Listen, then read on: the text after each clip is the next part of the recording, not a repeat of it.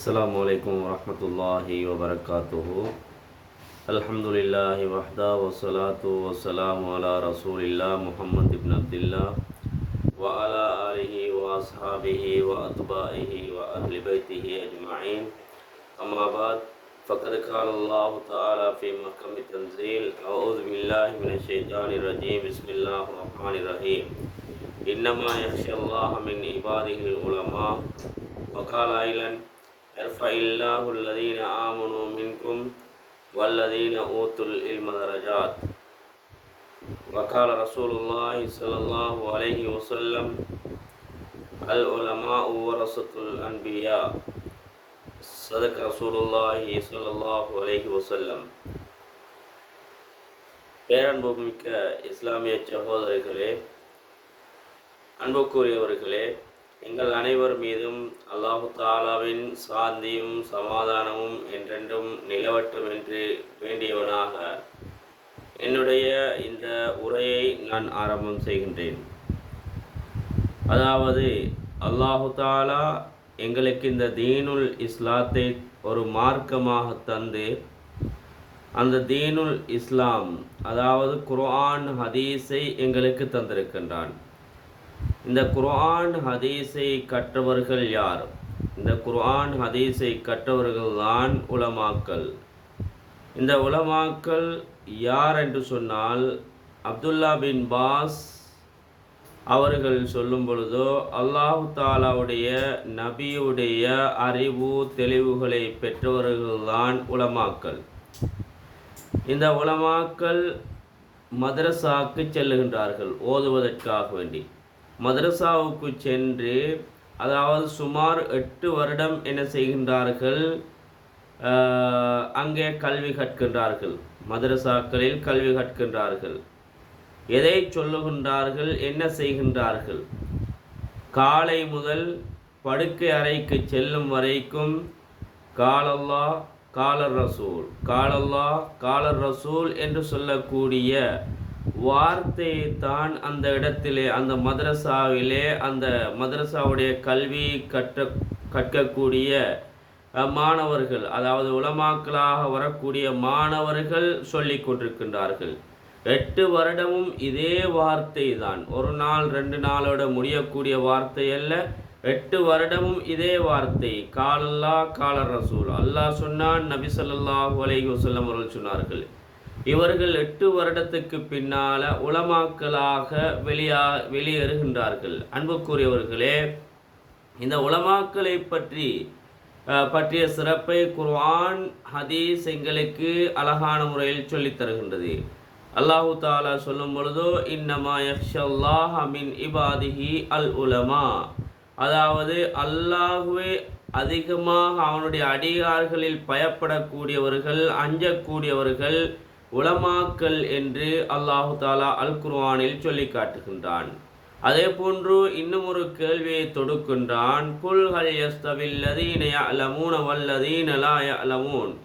ஏ நபியே, நீங்கள் சொல்லுங்கள், மார்க்க கல்வியை கற்றவர்களும் கற்காதவர்களும் சமமாகுவார்களா என்று அல்லாஹ் கேட்கின்றான். ஒருபோதுமே சமமாக மாட்டார்கள். மார்க்க கல்வியை கற்றவர்களும் மார்க்க கல்வியை கற்காதவர்களும் ஒருபோதும் சமமாக மாட்டார்கள் என்பது அதற்குரிய விடையாக இருந்து கொண்டிருக்கின்றது.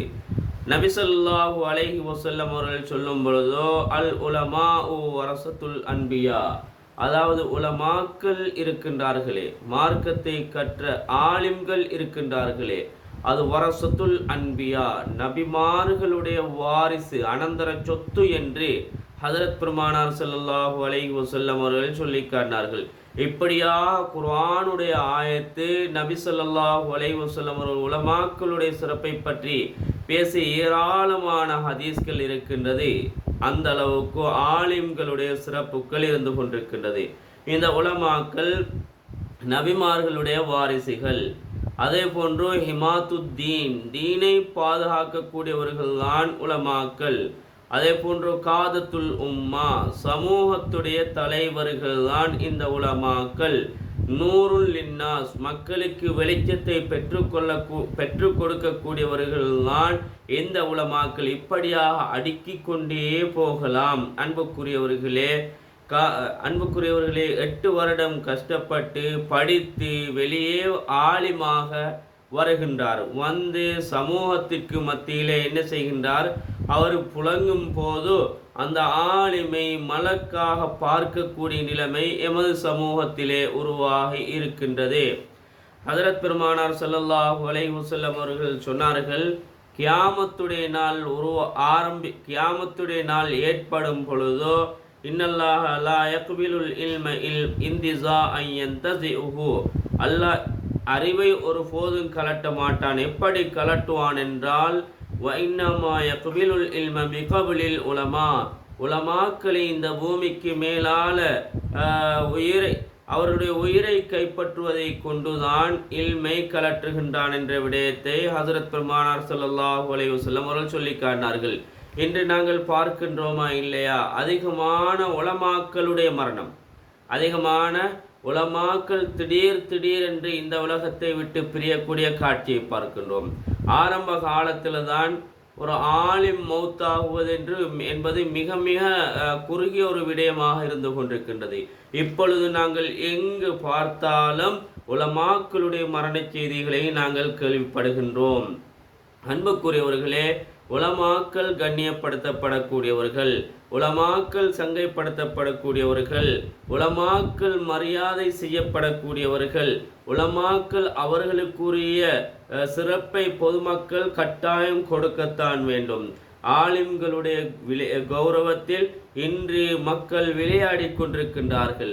ஆலிம்களை கேவலப்படுத்துவதென்றால் ஒரு தனி பிரியமாக இன்று மக்களுக்கு இருந்து கொண்டிருக்கின்றது. அதிகமானவர்கள் உலமாக்களை கேவலப்படுத்துகின்றார்கள், மார்க்கத்தை படித்தவர்களை கேவலப்படுத்துகின்றார்கள். ஒரு குடிகாரனுக்கு இருக்கக்கூடிய கண்ணியம் ஆலிமுக்கு இல்லாமல் சமூகத்தில் இருந்து கொண்டிருக்கின்றது. ஆலிம்கள் எங்கே இருக்க வேண்டும்? என்னுடைய கேள்வி இதுதான். ஆலிம்கள் எங்கே இருக்க வேண்டும்? ஆலிம்கள் எங்கே இருக்க வேண்டும்? ஆலிம்கள் மார்க்கத்தை கற்றவர்கள், குர்ஆனை சுமந்தவர்கள், மதரசாக்களிலும் அதே போன்று பள்ளி மஸ்ஜிதுகளிலும் தான் அவர்கள் அவருடைய கடமையை செய்ய வேண்டும். ஆனால் கவலை என்ன தெரியுமா அன்புக்குரியவர்களே? அகில இலங்கை ஜம்மியத்துல் உலமாவில் பதிவு செய்யப்பட்ட 10,000க்கும் அதிகமான உலமாக்கள் இருக்கின்றார்கள். பேசக்கூடிய நான் கூட இதுவரையில் அகில இலங்கை ஜம்மியத்துல் உலமாவில் பதிவு செய்யாத ஒருவர் தான் நான் கூட. என்னை போல எத்தனையோ பேர் பதிவு செய்யாத உலமாக்கள் இருப்பார்கள். பதிவு செய்யப்பட்ட உலமாக்கள் மாத்திரம் 10,000ஐயும் தாண்டி விட்டது என்று நான் நினைக்கின்றேன். ஆனால் நாட்டில் இருப்பதோ 3000 3500 மஸ்ஜிதுகளுக்குள்ளே தான். அதே போன்று 300 350 400 அரபு மதரசாக்குள்ளே தான். எங்கே அந்த உலமாக்கள் எல்லோரும்? என்ன செய்கின்றார்கள் உலமாக்கள்? இன்று பள்ளி வாயில்களை விட்டும் பள்ளி வாயில்களில் கடமை புரிய முடியாது, பள்ளி வாயில்களில் இமாமாக கடமை புரிய முடியாது, பள்ளி வாயிலில் மதரசாக்களில் உஸ்தாதாக கடமை புரிய முடியாது. ஏன் காரணம்? அந்த ஆலிமுக்கு அந்த இடத்தில் கண்ணியம் இல்லை. ஒரு ஆலிம் பள்ளி வாயிலுக்கு சென்று விட்டார் என்றால் அவர் அந்த பள்ளி வாயிலுக்குள்ளே மாத்திரம்தான் இருக்க வேண்டும். அவர் எங்கேயும் போகக்கூடாது, யாரிடத்திலும் போகக்கூடாது. ஒரு கடைக்கு சென்று அவர் மக்களோடு பேசக்கூடாது, பேசிக்கொண்டிருக்க கூடாது. இப்படியெல்லாம் நிர்வாகத்தினர்கள் சட்டம் போடக்கூடிய காட்சியை பார்க்கின்றோம். அதனால நிர்வாகம், முதலாவது நிர்வாகம் தெரிவு செய்யப்படும் பொழுதோ, ரெஸ்ட் போர்ட் தெரிவு செய்யப்படும் பொழுதோ உலமாக்கள் உள்வாங்கப்பட வேண்டும். அதே போன்று இன்டலெக்சுவல் அந்த நிர்வாகத்தில் உள்வாங்கப்படுவனும். மாட்டு வியாபாரம் செய்யக்கூடியவனும், அதே போன்று களவெடுக்கக்கூடியவனும், அதே போன்று ஹராத்திலே மூழ்கக்கூடியவனும், விபச்சாரம் செய்யக்கூடிய நிர்வாகத்துக்கு வந்தால் அவன் எப்படி ஒரு ஆளுமை கண்ணியப்படுத்த போகின்றான்? அன்புக்குரியவர்களே, அதனால தான் இன்று நாங்கள் அந்த பள்ளி வாயிலை விட்டும் தூரமாகி வெறுப்போடு தான் இந்த வேலையை நாங்கள் குடும்பத்தை காப்பாற்ற வேண்டும் என்பதற்காக வேண்டி செய்கின்றோம். அதனால ஒவ்வொரு பள்ளி வாயில்களிலும் நிர்வாகம் தெரிவு செய்யப்படும் பொழுதோ உலமாக்கள் தெரிவு செய்யப்பட வேண்டும். அதே போன்று இன்டலெக்சுவல் தெரிவு செய்யப்படும் வேண்டும். ஆனால் எல்லா மதத்தவர்களும் என்ன செய்கின்றார்கள்? அவரவர் மத தலைவர்களை கண்ணியப்படுத்துகின்றார்கள். இந்துக்களை எடுத்துக்கொண்டால் அவருடைய மத தலைவர்களை கண்ணியப்படுத்துகின்றார்கள்.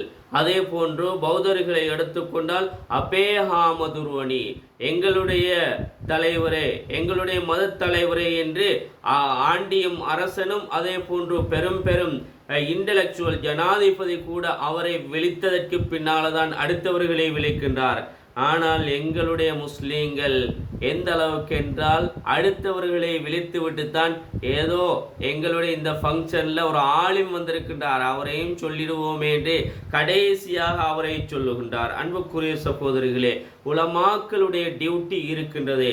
உலமாக்கள் 24 மணித்தியாலமும் அந்த 24 hours அந்த மஸ்ஜிதுக்குள்ளே, மஸ்ஜிதுடைய போர்டருக்குள்ளே தான் அவருடைய காலங்கள் கழிகின்றது. 12 மணிக்கு நீங்கள் ஒரு ஆலிமுடைய அந்த ரூமுடைய அறையை தட்டுகின்றீர்கள். அவர் திறந்து என்ன விடயம் என்று கேட்கின்றார். நீங்கள் சொல்லுகின்றீர்கள், என்னுடைய தந்தை மௌத்து, என்னுடைய தாய் மௌத்து, என்னுடைய சகோதரி மௌத்து, என்னுடைய இந்த உறவினர் மௌத்து, வாருங்கள் அடிக்கழுவ வேண்டும், வாருங்கள் குளிப்பாட்ட வேண்டும், வாருங்கள் அவளுடைய ஜனாசாவை அந்த கிப்லாவின் பக்கம் வைக்க வேண்டும் என்று தூக்கத்தோடு எழுப்பிக் கொண்டு செல்கின்றீர்கள். அன்புக்குரியவர்களே, அதே போன்று மரண வீட்டிலும் அந்த ஆலிமுடைய சேவை இருக்கின்றது. உங்களுடைய பிள்ளைக்கு பேர் வைக்க வேண்டுமா, அந்த குழந்தை பிறந்ததும் கூட உங்களுடைய அந்த ஆலிமுடைய சேவை இருக்கின்றது. திருமண வீட்டை எடுத்து கொண்டாலும் அந்த திருமண வீட்டிலும் கூட ஒரு அந்த ஆலிமுடைய சேவை இருக்கின்றது. கபில் தூ நிகாஹா வதஸ்வீஜஹா வரலீத்து பிஹி வபிஹா பி சதாக்கில் மதுகூர் என்று சொல்லக்கூடிய அந்த திருமண ஒப்பந்தத்தை செய்து தரக்கூடியவர் அந்த ஆலிம். திருமணத்திலும் இருக்கின்றது, மரண வீட்டிலும் இருக்கின்றது, பிள்ளை பிறந்ததும் இருக்கின்றது. அது மாத்திரம் விட்டு இல்லை, கணவன் மனைவிக்கு மத்தியிலே பிணக்கா, கணவன் மனைவிக்கு மத்தியிலே பிரச்சனையா, அதை சமரசப்படுத்துவதற்கும் அந்த ஆலிம் தலையிடுகின்றார்.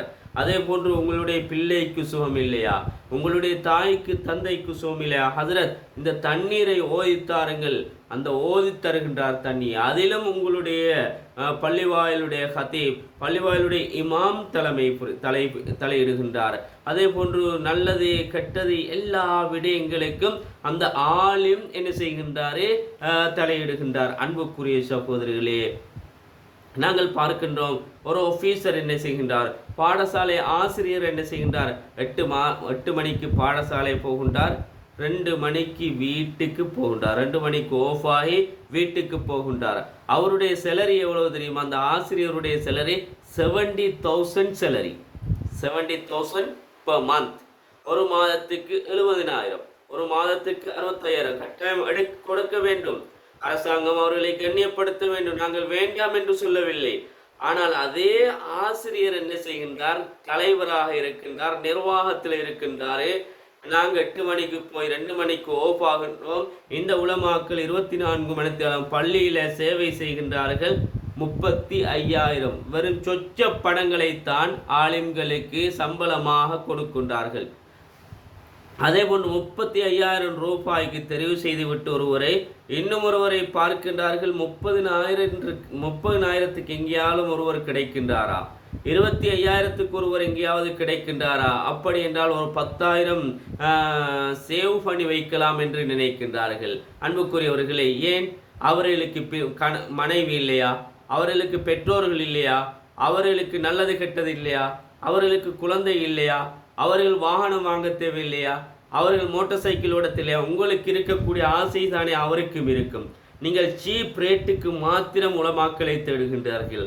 எங்கே உலமாக்கள் தேடும் போது பல விதிமுறைகள், பல ரூல்ஸ் அண்ட் ரெகுலேஷன். அண்மையில் நான் அதாவது எல்லோருடைய கையிலும் தவழ்ந்த ஒரு விடயம்தான்.